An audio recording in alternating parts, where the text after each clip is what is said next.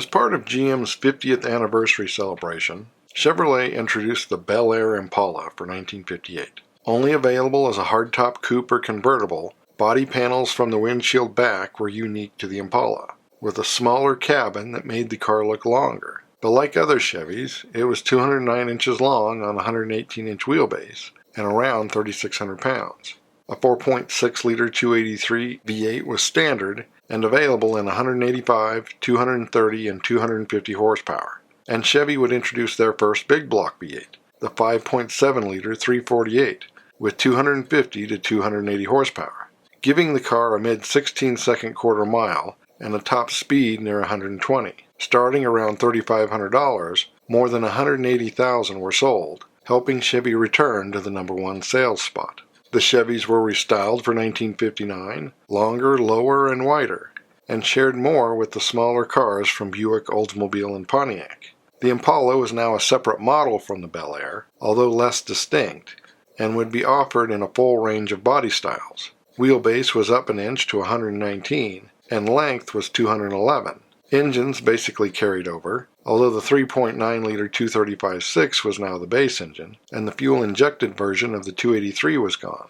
And there was a special turbo-thrust version of the 348 with 350 horsepower, as well as a slightly milder 320 horsepower version, giving it a top speed of 125 miles an hour and a 16-second quarter mile. Prices now ranged from $2,600 to $3,000, and sales were over 400,000. Updates for 1960 included cleaner front styling, rocket side trim, the return of the 3-round taillights that would become an Impala trademark, and sales would continue to climb, up to nearly 500,000 for the year.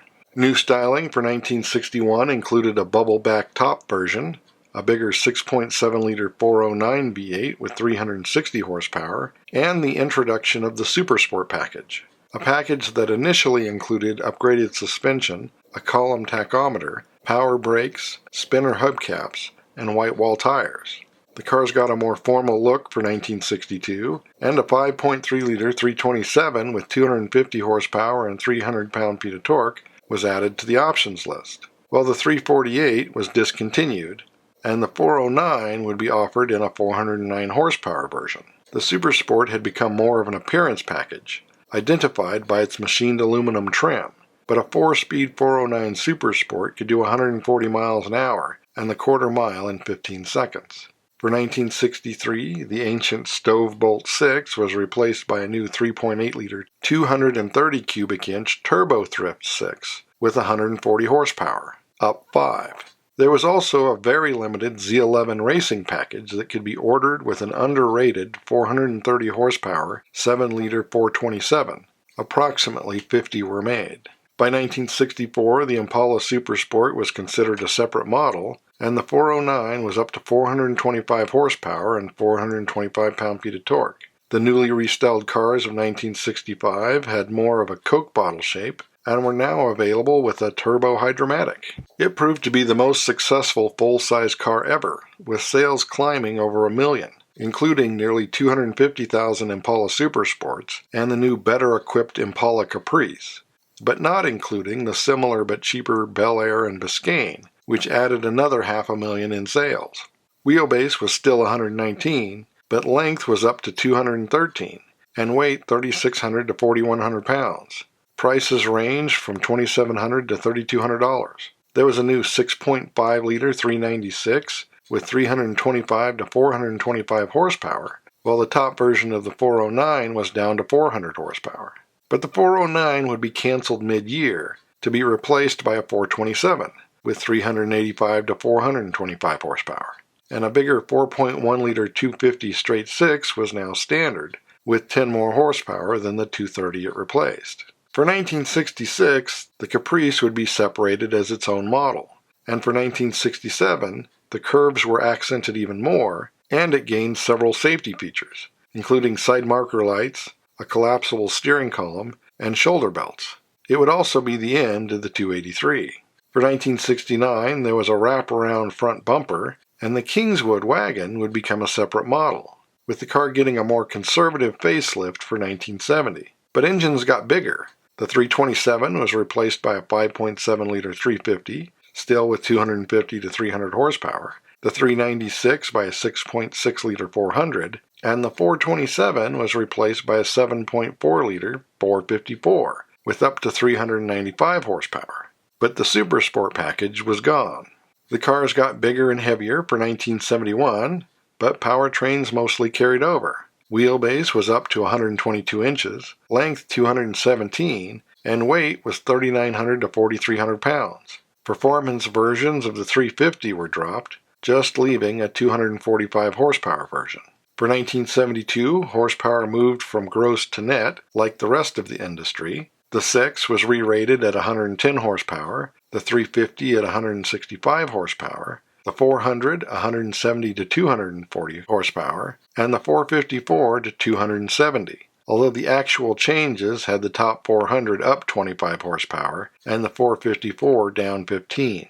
1973 models saw several revisions that included 5-mile-an-hour bumpers, retuned suspension, the front seat was moved back slightly, the black interior panels were colorized, and the convertible was now only offered on the more expensive Caprice. There were also 1,000 cars built with driver and passenger airbags, but they were primarily used just as test mules. The 5-mile-an-hour rear bumpers arrived for 1974, along with 2,500 of the Spirit of America appearance package, which was offered on other Chevy models as well. The 1975 cars got more formal front styling that had been introduced on the Caprice the year before, and a Landau package, as well as a revised interior with updated gauges that included both miles per hour and kilometers per hour on the speedometer. By 1976, both the Biscayne and Bel Air were gone, making the Impala the entry-level Chevy, with a stripped-down S package intended specifically for fleet sales. But the cars would be downsized for 1977, shorter and narrower, but taller with better use of space, making the cars seem roomier, down to a 116-inch wheelbase, 212 to 216 inches long, and 3,600 to 4,200 pounds, while prices were up about $100, starting around $4,900. The straight 6 carried over, and Chevy V8s were now the 5-liter 305 and 5.7-liter 350, soon to be joined by Oldsmobile's 5.7-liter 350 diesel, and it would be Car of the Year. Horsepower in the V8s ranged from 140 to 170, with the 350 Impala doing a high 18-second quarter mile with a top speed over 105. There was a mild facelift for 1980, making the look somewhat more formal, particularly the two-door models, and the base engine was changed to a 3.8-liter, 229 cubic inch V6 with 115 horsepower. There was also a new 4.4-liter 267 V8 with 120 horsepower, and the 350 would only be available on the police package, or as the diesel. But the Caprice name would spread further across the range with fewer Impala models, no longer offering a two-door version for 1982 and losing the wagon version a year later, with 1985 being the last year the cars would be badged as Impalas, although the car itself would continue on with a minor facelift as a Caprice through 1990. The Caprice would then be restyled in 1991, and a performance version would return in 1994 as the Impala Super Sport. Based on the 9C1 police package, it included lower sport-tuned suspension and gearing, upgraded cooling, electrical, and brakes, monochromatic paint, and a detuned version of the Corvette's 5.7-liter LT1 350 with 260 horsepower and 330 pound-feet of torque. It started at $22,000, or $3,000 more than a base Caprice Classic, with a top speed over 145 and a mid-15-second quarter mile. Just under 70,000 were made over 3 years. But Chevy was restructuring their lineup in the late 90s, and the big rear-wheel drive Caprice and Impala went away in 1996, with a new front-wheel drive big car arriving for 2000, reviving the Impala name once again. Based on the Lumina, it wasn't exactly a full-size sedan, but it was bigger than a Malibu. Prices started around $20,000. They were 200 inches long on a 110-inch wheelbase and weighed 3,400 pounds. Available with either a 180 horsepower 3.4-liter or a 200 horsepower 3.8-liter V6 in the higher-end LS. An LS did a mid-16-second quarter mile and 140 miles an hour. The Super Sport returned in 2004 with a supercharged version of the 3.8-liter, bumping horsepower to 240, knocking a second off the quarter-mile time and raising top speed to about 150. And an Indy 500 Special Edition was offered.